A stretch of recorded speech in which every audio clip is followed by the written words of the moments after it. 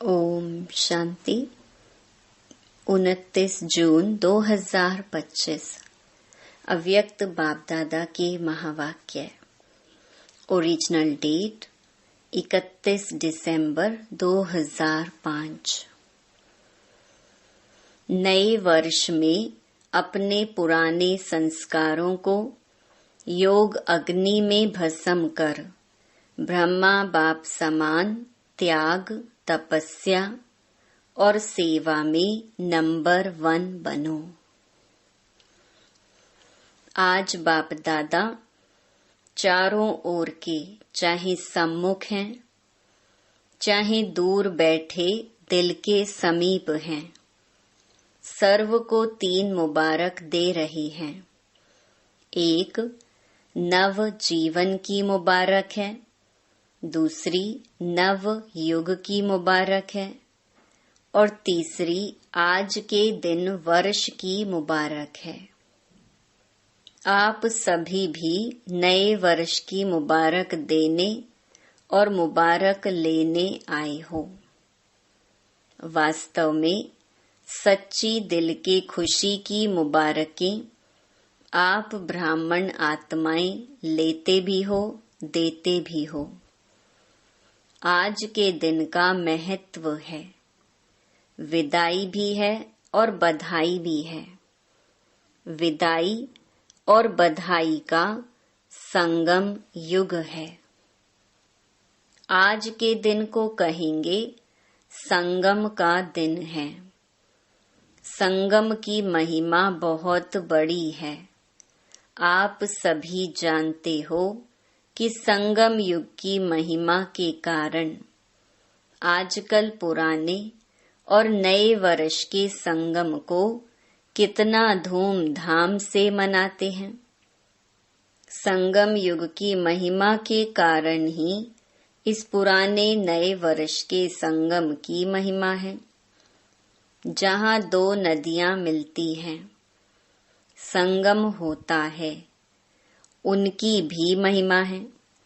जहाँ नदी सागर का संगम होता है, उसकी भी महिमा है। लेकिन सबसे बड़ी महिमा इस संगम युग की, पुरुषोत्तम युग की है, जहाँ आप ब्राह्मण भाग्यवान आत्माएं बैठे हो। यह नशा है ना। अगर आपसे कोई पूछे आप किस समय पर हो, क्या कलयुग में रहते हो या सतयुग में रहते हो, तो क्या फलक से कहेंगे? हम इस समय पुरुषोत्तम संगम युग में रहते हैं। आप कलयुगी नहीं हो, संगम युगी हो। और इस संगम युग की विशेष महिमा क्यों है? क्योंकि भगवान और बच्चों का मिलन होता है, मेला होता है, मिलन होता है, जो किसी भी युग में नहीं होता। तो मेला मनाने आए हो ना। आप मिलन मेला मनाने के लिए कहाँ कहाँ से आए हो? कभी स्वप्न में भी सोचा था कि ड्रामा में मुझ आत्मा का ऐसा भी भाग्य नोंधा हुआ है? आत्मा का परमात्मा से मिलने का भाग्य था और है। बाप भी हरेक बच्चे के भाग्य को देख हर्षित होते हैं। वाह भाग्यवान बच्चे, वाह। अपने भाग्य को देख दिल में अपने प्रति वाह। मैं वाह वाह, मेरा भाग्य वाह वाह, मेरा बाबा वाह वाह, मेरा ब्राह्मण परिवार वाह। यह वाह वाह के गीत ऑटोमेटिक दिल में गाते रहते हो ना। तो आज इस संगम के समय अपने अंदर सोच लिया है कि किस किस बातों को विदाई देनी है। सभी ने सोचा है सदा काल के लिए विदाई देनी है, क्योंकि सदा काल के लिए विदाई देने से सदा काल की बधाइयां मना सकेंगे। ऐसी बधाई दो जो आपके चेहरे को देख जो भी आत्मा सामने आए वह भी बधाइयां प्राप्त कर खुश हो जाए। जो दिल से बधाई देते व लेते हैं वह सदा ही कैसे दिखाई देते हैं? संगम युगी फरिश्ता। सभी का यही पुरुषार्थ है ना। ब्राह्मण सो फरिश्ता और फरिश्ता सो देवता, क्योंकि बाप को सब प्रकार के संकल्प व जो भी कुछ प्रवृत्ति का कर्म का बोझ है वह दे दिया है ना। बोझ दिया है या थोड़ा सा रह गया है? क्योंकि थोड़ा भी बोझ फरिश्ता बनने नहीं देगा। और जब बाप बच्चों का बोझ लेने के लिए आए हैं तो बोझ देना मुश्किल है क्या? मुश्किल है या सहज है? जो समझते हैं बोझ दे दिया है वह हाथ उठाओ। दे दिया है, देखना सोच के हाथ उठाना। बोझ दे दिया है, अच्छा दे दिया है तो बहुत मुबारक हो। और जिन्होंने नहीं दिया है वह किस लिए रखा है? बोझ से प्रीत है क्या? बोझ अच्छा लगता है? देखो बाप दादा हर बच्चे को क्या कहते हैं, ओ मेरे बेफिक्र बादशाह बच्चे। तो बोझ का फिक्र होता है ना। तो बोझ लेने के लिए बाप आए हैं, क्योंकि 63 जन्म से बाप देख रहे हैं बोझ उठाते उठाते सभी बच्चे बहुत भारी हो गए हैं। इसीलिए जब बाप बच्चों को प्यार से कह रहे हैं बोझ दे दो, फिर भी क्यों रख लिया है? क्या बोझ अच्छा लगता है? सबसे सूक्ष्म बोझ है पुराने संस्कार का। बाप दादा ने हर बच्चे के इस वर्ष का, क्योंकि वर्ष पूरा हो रहा है ना, तो इस वर्ष का चार्ट देखा। आप सबने भी अपना अपना वर्ष का चार्ट चेक किया होगा। तो बाप दादा ने देखा कि कई बच्चों को इस पुराने संसार की आकर्षण कम हुई है, पुराने संबंध की भी आकर्षण कम हुई है, लेकिन पुराने संस्कार उसका बोझ मेजॉरिटी में रहा हुआ है। किसी न किसी रूप में, चाहे मनसा अशुद्ध संकल्प नहीं, लेकिन व्यर्थ संकल्प का संस्कार अभी भी % में दिखाई देता है, वाचा में भी दिखाई देता है, संबंध संपर्क में भी कोई न कोई संस्कार अभी भी दिखाई देता है। तो आज बाप दादा सभी बच्चों को मुबारक के साथ साथ यही इशारा देते हैं कि यह रहा हुआ संस्कार समय पर धोखा देता भी है और अंत में भी धोखा देने के निमित्त बन जाएगा। इसीलिए आज संस्कार का संस्कार करो। हर एक अपने संस्कार को जानता भी है, छोड़ने चाहता भी है, तंग भी है, लेकिन सदा के लिए परिवर्तन करने में तीव्र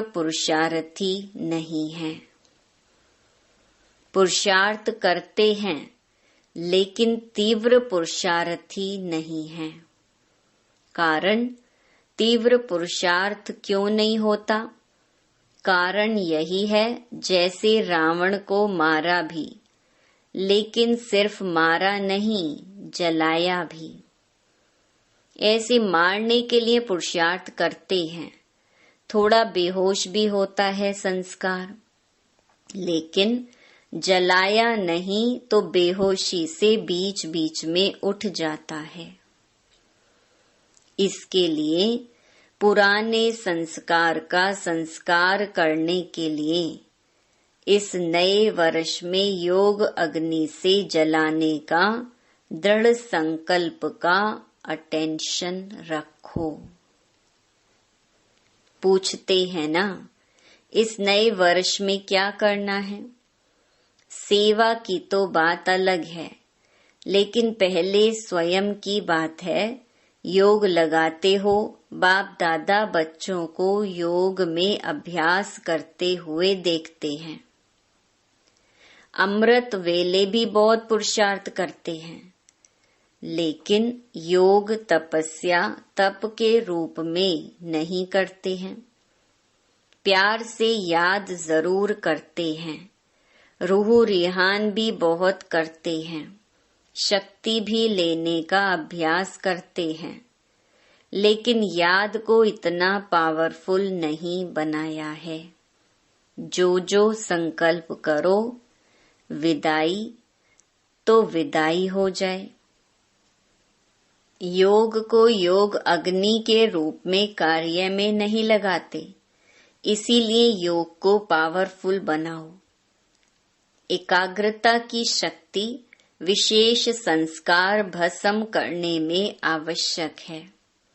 जिस स्वरूप में एकाग्र होने चाहो, जितना समय एकाग्र होने चाहो, ऐसी एकाग्रता संकल्प किया और भस्म। इसको कहा जाता है योग अग्नि। नाम निशान समाप्त। मारने में फिर भी लाश तो रहता है ना। भस्म होने के बाद नाम निशान खत्म। तो इस वर्ष योग को पावरफुल स्टेज में लाओ। जिस स्वरूप में रहने चाहो, मास्टर सर्वशक्तिवान, ऑर्डर करो। समाप्त करने की शक्ति आपके ऑर्डर से नहीं माने, यह हो नहीं सकता। मालिक हो, मास्टर कहलाते हो ना, तो मास्टर ऑर्डर करे और शक्ति हाजिर नहीं हो तो क्या वह मास्टर है? तो बाप दादा ने देखा कि पुराने संस्कार का कुछ न कुछ अंश अभी भी रहा हुआ है, और वह अंश बीच बीच में वंश भी पैदा कर देता है। जो कर्म तक भी काम हो जाता है, युद्ध करनी पड़ती है। तो बाप दादा को बच्चों का समय प्रमाण युद्ध का स्वरूप भाता नहीं है। बाप दादा हर बच्चे को मालिक के रूप में देखने चाहता है। ऑर्डर करो जी हजूर। तो सुना, इस वर्ष स्व के प्रति क्या करना है? शक्तिशाली बेफिक्र बादशाह, क्योंकि सभी का लक्ष्य है। किसी से भी पूछो तो क्या कहते हैं? हम विश्व का राज्य प्राप्त करेंगे, राज्य अधिकारी बनेंगे। अपने को राजयोगी कहलाते हैं, प्रजा योगी हैं क्या? कोई है सारी सभा में जो प्रजा योगी हो? है जो प्रजा योगी हो, राजयोगी नहीं हो। टीचर्स कोई हैं? आपके सेंटर पर कोई प्रजा योगी है? कहलाते तो सब राजयोगी हैं। प्रजा योगी में हाथ कोई नहीं उठाता, अच्छा नहीं लगता है ना। और बाप को भी फखुर है। बाप दादा फखुर से कहते हैं कि संगम पर भी हर बच्चा राजा बच्चा है।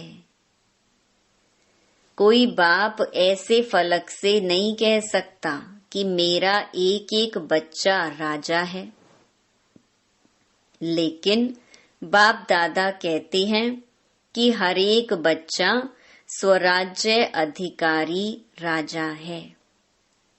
प्रजा योगी में तो हाथ नहीं उठाया ना, तो राजा हो ना, लेकिन ऐसा ढीला ढाला राजा नहीं बनना जो ऑर्डर करो और आवे नहीं।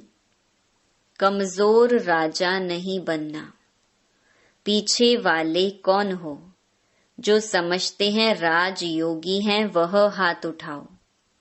ऊपर भी बैठे हैं, गैलरी में बैठे हुए हाथ हिला रहे हैं। आज हॉल में 18,000 भाई बहनें बैठे हैं।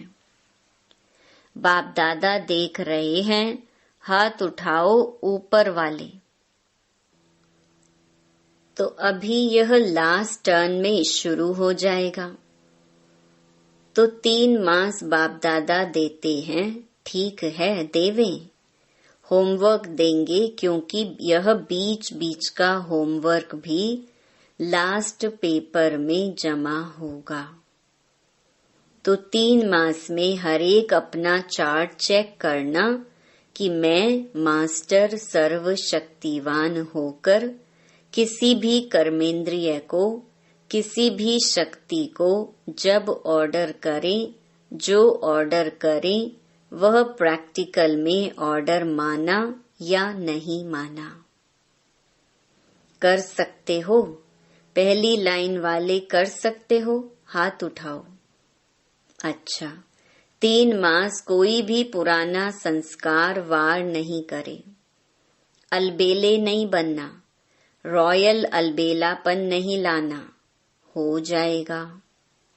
बाप दादा से बहुत मीठी मीठी बातें करते हैं। कहते हैं बाबा आप फिक्र नहीं करो, हो जाऊंगा। बाप दादा क्या करेगा? सुनकर मुस्कुरा देता है। लेकिन बाप दादा इन 3 मास में अगर ऐसी बात की तो मानेगा नहीं। मंजूर है तो हाथ उठाओ। दिल से हाथ उठाना, सभी के कारण हाथ नहीं उठाना। करना ही है, चाहे कुछ भी सहन करना पड़े, कुछ छोड़ना पड़े, कोई हर्जा नहीं। करना ही है, पक्का पक्का पक्का। टीचर्स करना है।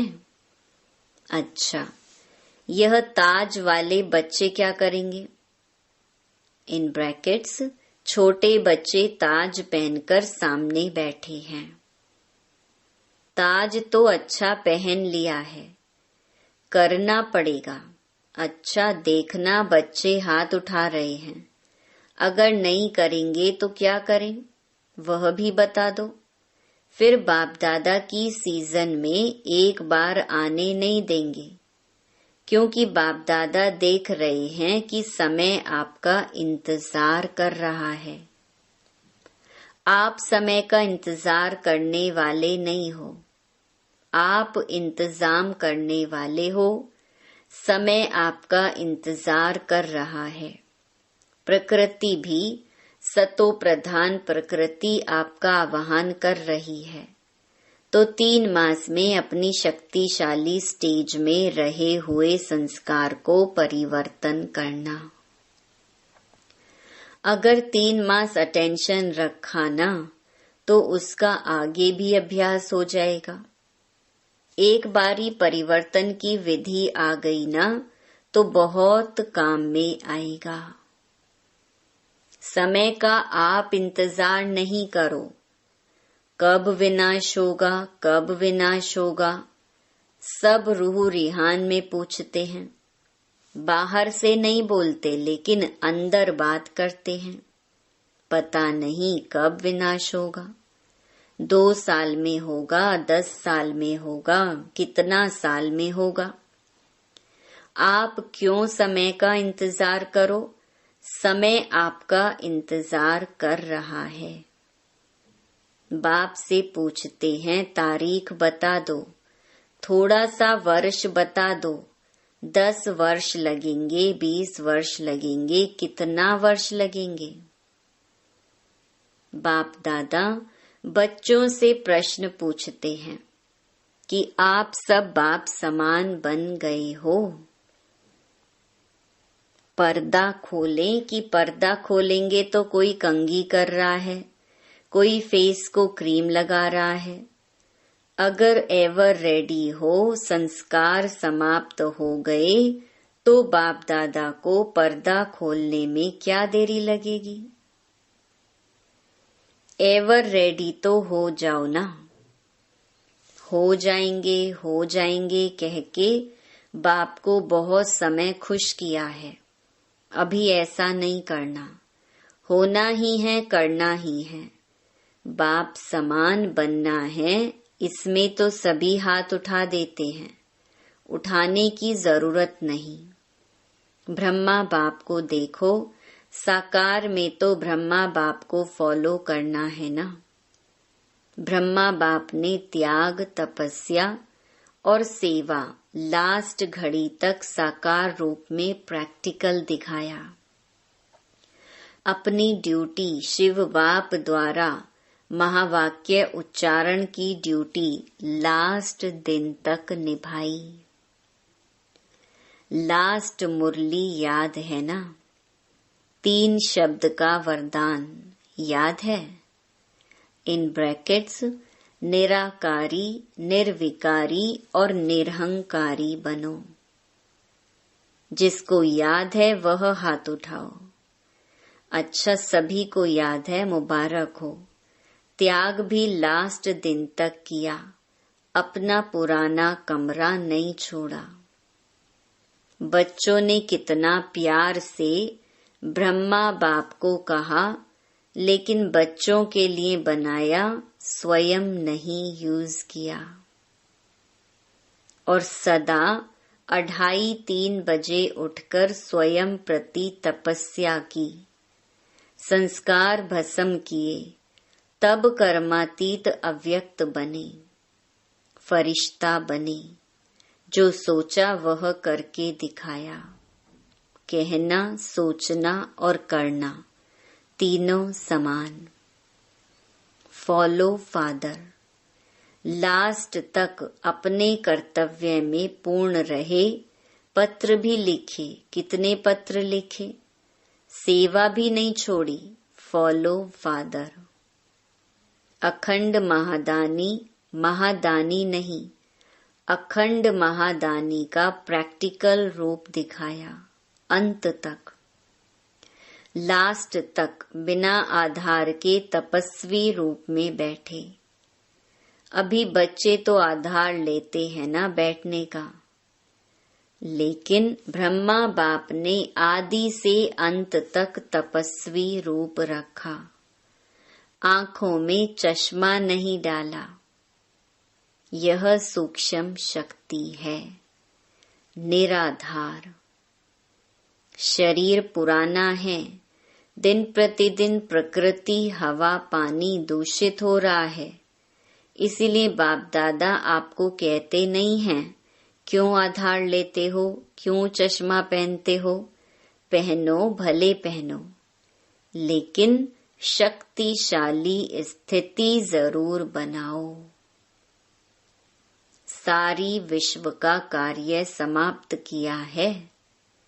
बाप दादा आपसे प्रश्न पूछता है, आप सभी संतुष्ट हो कि विश्व कल्याण का कार्य पूरा हो गया है? जो समझते हैं कि विश्व कल्याण का कार्य समाप्त हो गया है वह हाथ उठाओ। एक भी नहीं तो कैसे कहते हो विनाश होगा? काम तो पूरा किया नहीं।